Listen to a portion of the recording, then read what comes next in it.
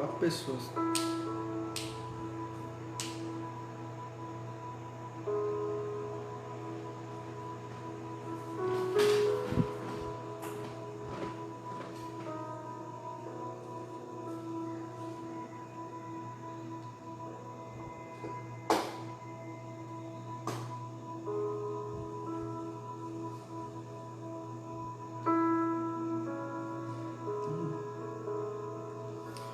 Boa noite, a graça e a paz do Senhor, Igreja Batista Paz Central. Novamente estamos aqui para compartilhar mais um ensinamento bíblico, também futurista, escatológico. Nesses dias que nós estamos ainda em quarentena, nos cabe hoje falar sobre o texto de Apocalipse, capítulo 19.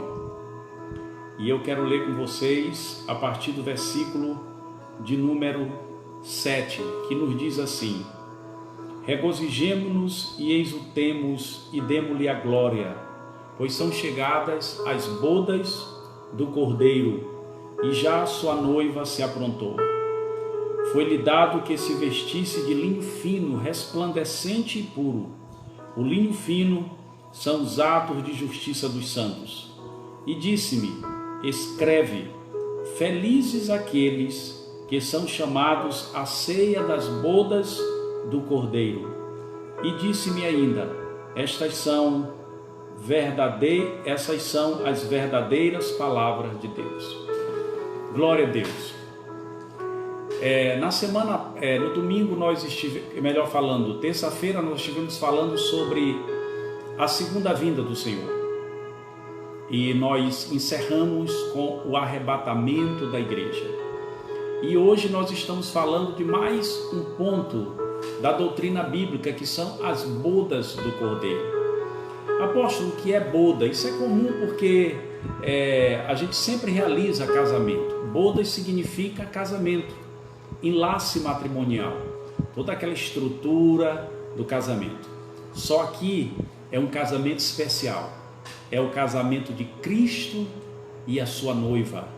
Cristo e a sua igreja. Estará falando do nosso encontro com Ele. Pega desde a vinda do Senhor até a nossa inauguração nos portais celestiais. E quando nós estamos falando de bodas do Cordeiro, o apóstolo João escreve no livro de Apocalipse, ele está no céu e ele ouve falar sobre a boda ou as bodas do Cordeiro. E ele fica nos trazendo essa revelação. E quando nós vamos falar sobre o casamento de Cristo e a igreja, nós precisamos voltar um pouquinho no tempo e estudar como é que era o casamento judeu. Naturalmente que o casamento judeu, ele diferenciava um pouco do nosso. O primeiro passo de um casamento judeu era o contrato de casamento. Quando o noivo ia na casa da noiva e então eles se comprometiam nesse primeiro estágio. E ali os pais da noiva pagavam um dote para o noivo ou para a família do noivo. Ou seja, havia um preço pago pela noiva. E nós vamos compreender então que o segundo passo, depois deste contrato de casamento, e aí nós ficamos observando que esse contrato de casamento, ele era diferente do nosso casamento de hoje. Quando as pessoas estabeleciam este contrato, este noivado, um tipo de noivado, eles já estavam plenamente comprometidos. Dentro desse critério é o que nós observamos ali na relação ou no casamento entre José e Maria. Embora eles ainda não estivessem morando ou convivendo, mas eles já estavam comprometidos. A segunda etapa deste casamento judaico era este período de intervalo entre o contrato do casamento e entre, de fato, a cerimônia do casamento. Isso podia durar de 1 ano ou mais. No entanto, a terceira etapa do casamento judaico equivalia à boda do casamento. Ou seja, o noivo com seus amigos e servos, à meia-noite se dirigiam à casa da noiva. E a noiva já estava aguardando, porque ela já sabia daquele dia, ela já o estava aguardando. Então nós vemos isso no capítulo 25 de Mateus, do versículo 1 até o versículo 13, quando se anuncia: eis o noivo. Então a noiva saía da sua casa ao encontro do noivo, e ali se realizava as bodas, ou se realizava oficialmente o casamento. Depois desse período das bodas, então tinha entrada a quarta etapa, que seria a ceia do casamento. E essa festa era diferente da nossa cultura. Na cultura judaica, ela demorava de 7 a 14 dias. Você já imaginou? Se hoje uma festa de casamento demorasse esse período todo, mas era uma festança, uma coisa linda. Então, quando nós vamos falar sobre bodas do Cordeiro, nós estamos falando desse dia, do nosso encontro com o nosso Senhor. E nós vamos observar nas Escrituras Sagradas alguns pontos dentro desse critério. Por exemplo, a Bíblia é muito clara quando usa o relacionamento de Cristo e a sua igreja como um casamento.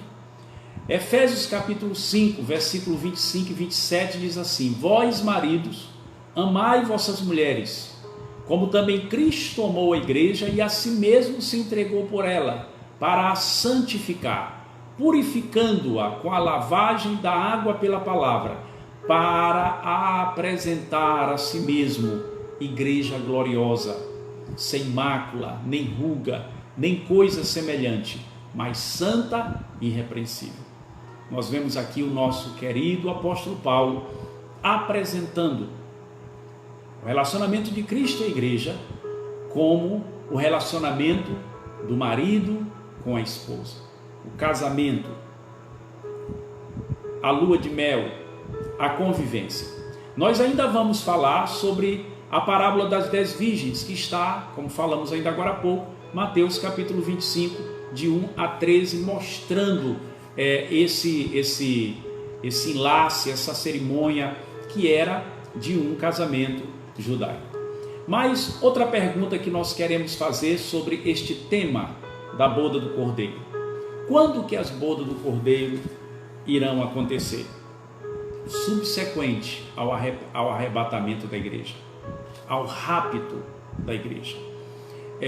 Quando a igreja for arrebatada da terra, estará se cumprindo uma das fases desse casamento judaico, que é quando o noivo se dirige à casa da noiva, no caso aqui, a terra, e ele a aguarda, como diz o apóstolo Paulo nos ares: ressoada a trombeta do arcanjo, ele descerá dos céus e a igreja encontrará o Senhor nos ares. Muitas pessoas confundem essa questão de trombeta, do arrebatamento da igreja, com o dia do Senhor lá na frente, quando ele vier para as nações, que as pessoas dizem: ah, pastor, a última trombeta. Não, a trombeta que são tocadas no Novo Testamento como juízos para a grande tribulação, tem a primeira trombeta, a segunda, vai até a sétima. Aquilo é uma trombeta de punição, de juízo. Lá quem tocam as trombetas são os anjos.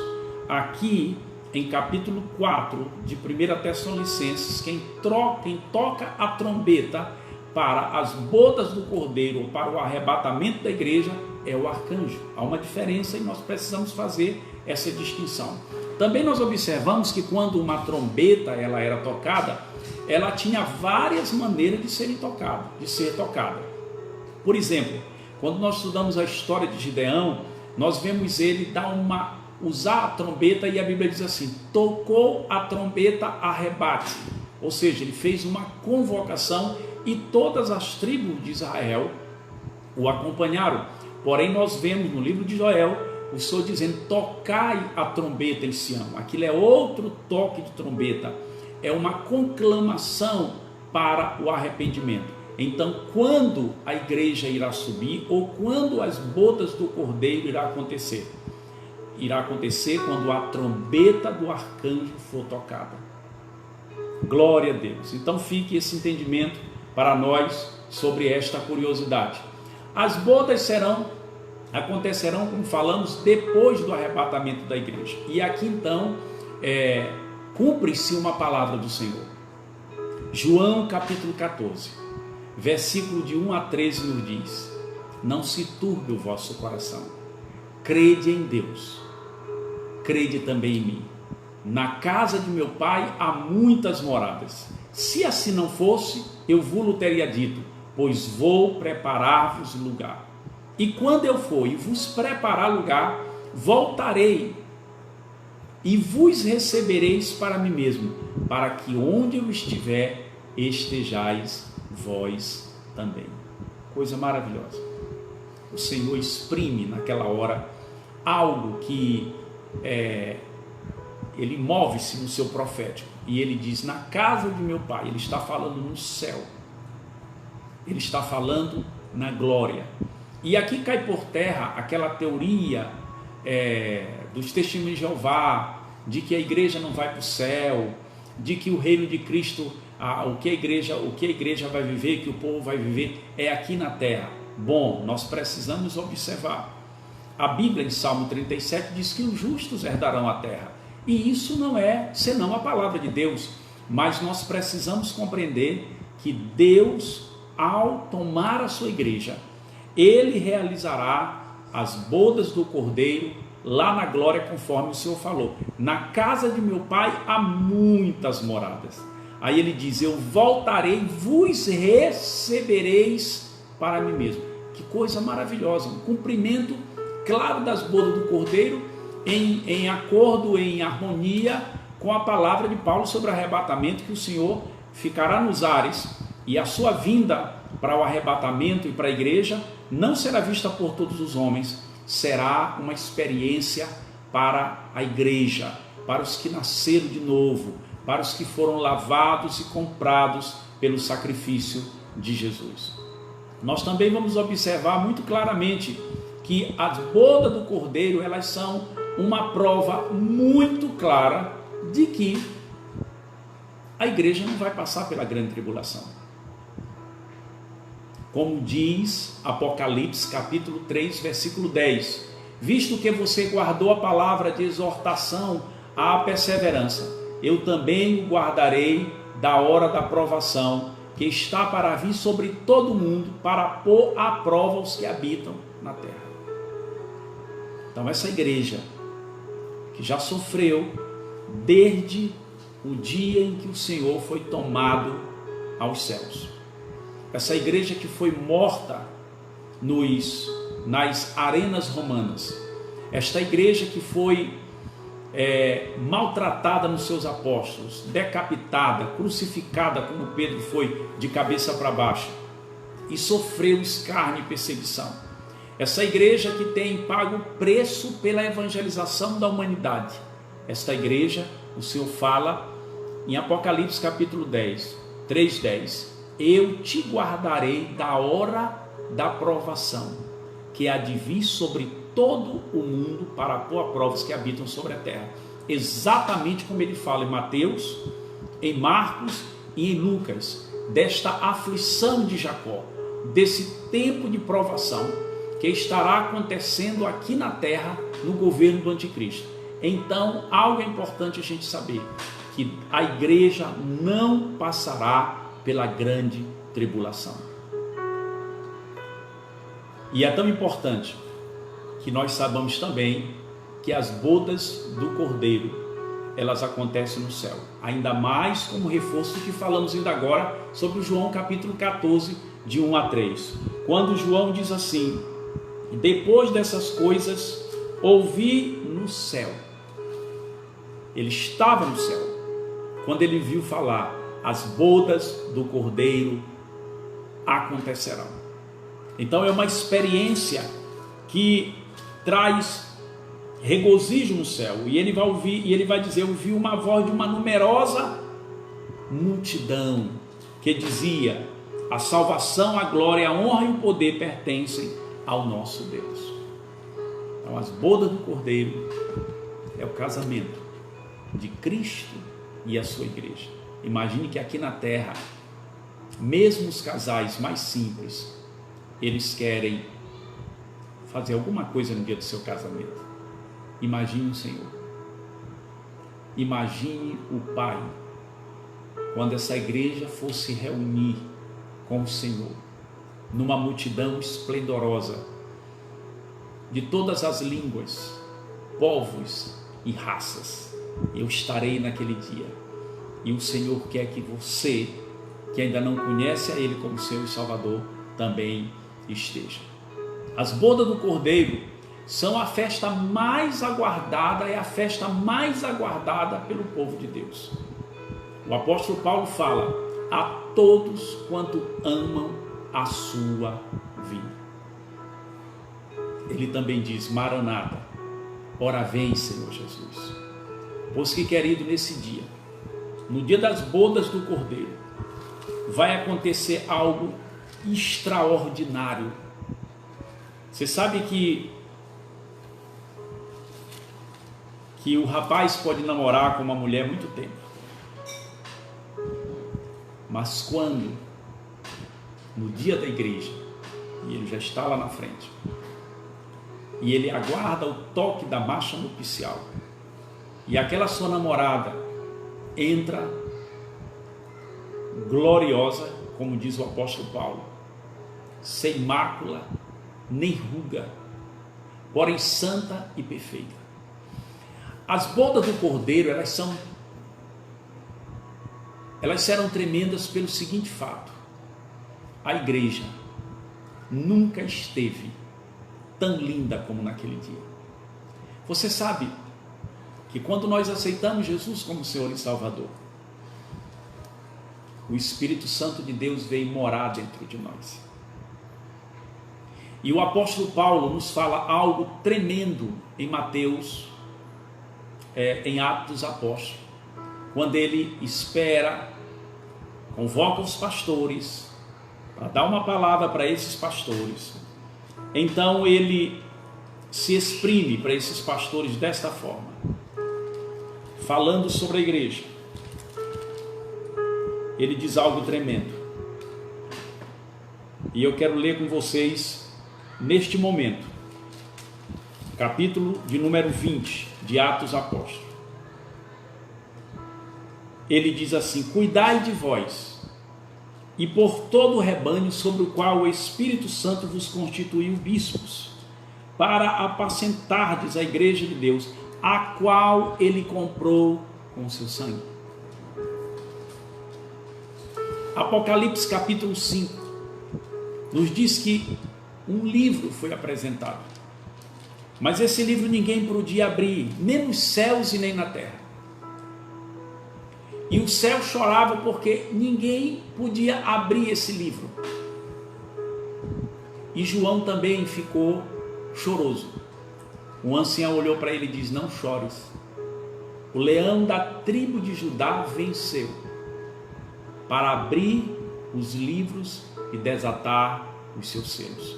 E ele fala algo maravilhoso no livro de Apocalipse, que nos faz saber por que as bodas do Cordeiro serão de fato algo extraordinariamente maravilhoso para todos nós. Ele nos diz assim na palavra: digno é de tomar o livro e de abrir os seus selos, porque foste morto e com teu sangue compraste para Deus homens de toda a tribo e língua e povo e nação. Para o nosso Deus os fizeste reino e sacerdotes, e ele reinarão sobre a terra. Quando nós aceitamos a Cristo, fomos comprados pelo seu sangue. E para explicar a boda do Cordeiro, de acordo com o casamento judaico, este é o dote. É o dote que foi pago para que o casamento acontecesse. Esse foi o dote que Jesus pagou por nós. Efésios capítulo 1, versículo 13, nos diz: e vós estás nele, depois que ouviste o evangelho da vossa salvação, tendo nele também crido, fostes selados com o Espírito Santo da promessa.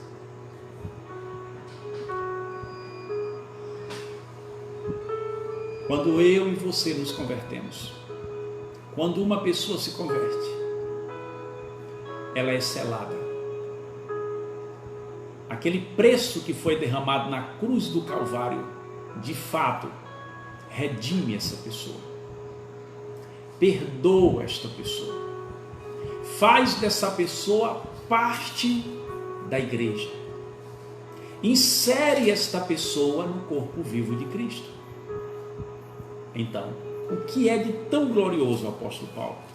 Que vai fazer das bodas do Cordeiro uma festa incomum. É porque naquele dia nós vamos dar o brado. Nós vamos dar o brado de que esta salvação que aconteceu no momento em que nós aceitamos o Senhor Jesus como Senhor e Salvador, naquele dia ela vai se completar. Por enquanto, nós estamos salvos em Cristo Jesus. Estamos desenvolvendo a nossa salvação, mas naquele dia, por que a igreja vai ser gloriosa? Porque a salvação da igreja vai se completar. O apóstolo Paulo diz, 1 Coríntios capítulo 15, ele nos diz aqui no versículo de número 51, eis que vos digo um mistério, na verdade nem todos dormiremos, mas todos seremos transformados. No momento, no abrir e fechar de olhos, ao soar a última trombeta, pois a trombeta soará e os mortos ressurgirão incorruptíveis e nós seremos transformados. Pois convém que aquilo que é corruptível, aquilo que é mortal, se revista de incorruptibilidade e de mortalidade. E nós vamos dar o brado. Onde está o morte, o teu aguilhão? Ou seja, onde está, ó morte, a tua ponta venenosa?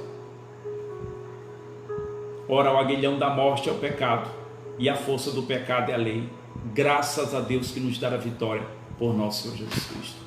Queridos, a boda do Cordeiro, ela é uma festa gloriosa, porque a igreja vai estar na sua plenitude. A igreja não terá mais em si as marcas do pecado.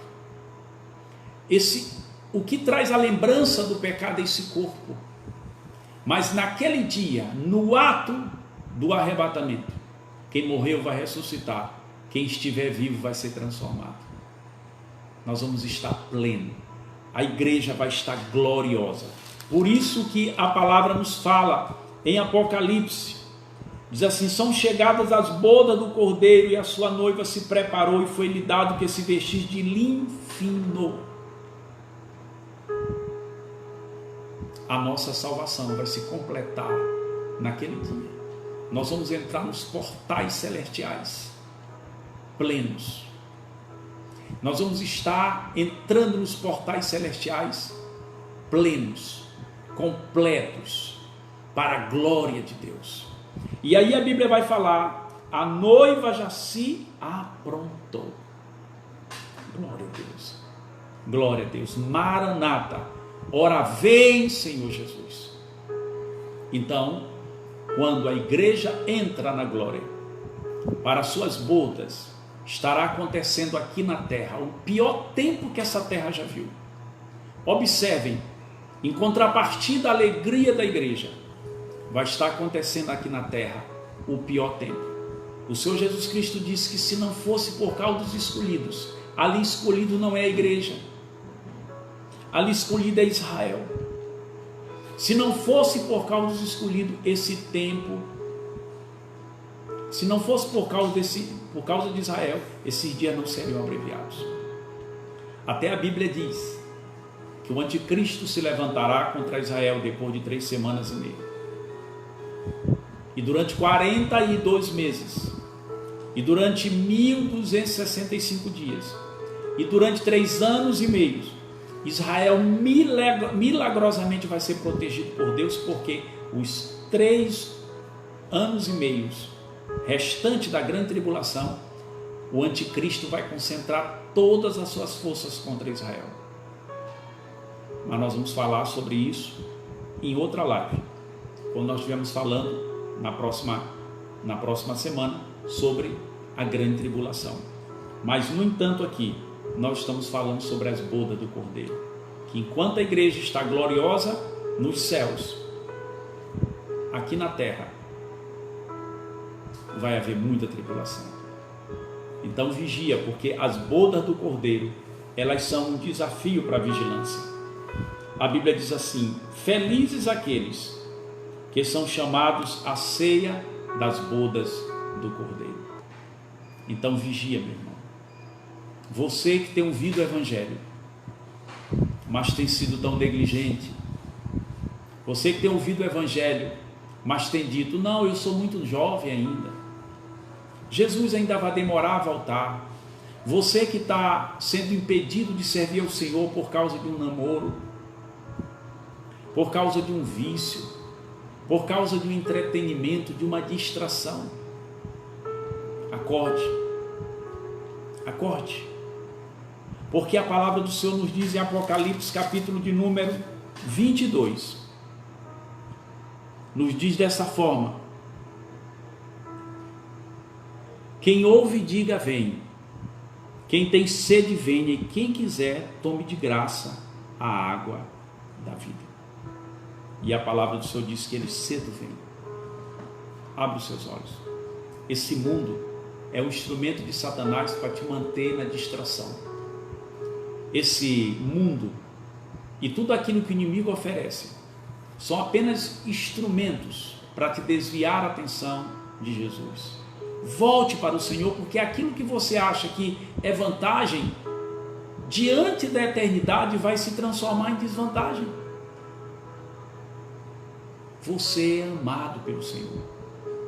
Você que está frio, distante, sem compromisso, volte, ativa. Se você é igreja, se o Espírito Santo habita dentro de você, gere frutos de comprometimento na sua vida. Porque a palavra, a boda do Cordeiro, nos diz: felizes aqueles que são chamados à ceia das bodas do Cordeiro. Então, de lá a igreja vem. De lá a igreja vem para que Cristo assuma o controle das coisas aqui na terra. 19 do versículo 11 em diante, você vai ver que a palavra do Senhor diz que vai haver um cavaleiro chamado Fiel e Verdadeiro, e ele tem nas suas coxas escrito Rei dos Reis, Senhor dos Senhores, e ele vem para enfrentar os exércitos de Satanás aqui na terra, no final da grande tribulação, para instalar o milênio.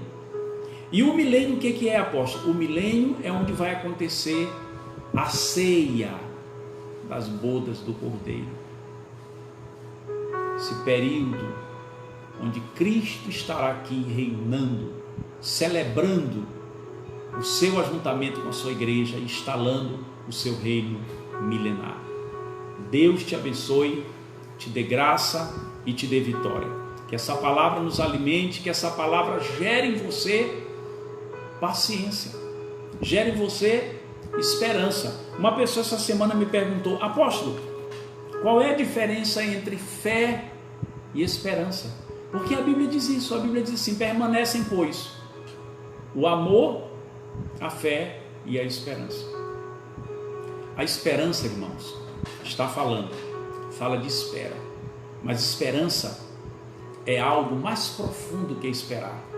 Quando você confia no Senhor, você começa a reunir dentro de você mesmo o foco certo. A esperança fala da maneira adequada de você ver as coisas. Porque você tem esperança, você vigia. Porque você tem esperança, você se comporta adequadamente durante o percurso. Lembre-se que a Bíblia diz que o linho fino são os atos de justiça dos santos. Pois é, se você é um homem de Deus e uma mulher de Deus que nasceu de novo, você vai viver na esperança. A Bíblia diz que aquele que nele tem essa esperança, purifique-se assim como ele é puro. Todos os dias que aqui vivemos é uma oportunidade que Deus nos dá para sermos sábios, seletivos nas nossas escolhas e perseverantes no caminho do Senhor. Quero orar por você nesta hora. Pai, em nome de Jesus, nós oramos pela tua igreja que nos ouve em sua casa, dentro da comodidade da sua privacidade. Nós oramos agora para que cada um dos teus santos sejam despertados para essa grande festa de casamento que serão as bodas do Cordeiro, que será o nosso ajuntamento contigo, quando o Senhor nos mostrará aquilo que o Senhor está preparando na glória para nós. O Senhor disse: na casa de meu pai há muitas moradas, se assim não fosse, eu vos teria dito, pois vou preparar-vos lugar. E o Senhor vai nos mostrar o lugar que o Senhor preparou para nós, as surpresas que o Senhor preparou para nós. Como disse o apóstolo Paulo, nunca entrou no coração do homem o que Deus tem preparado para aqueles que o amam. E nós declaramos a tua bênção sobre a tua igreja, que o Senhor firme, que o Senhor consolide cada coração no Senhor, em nome de Jesus. Amém. Deus te abençoe.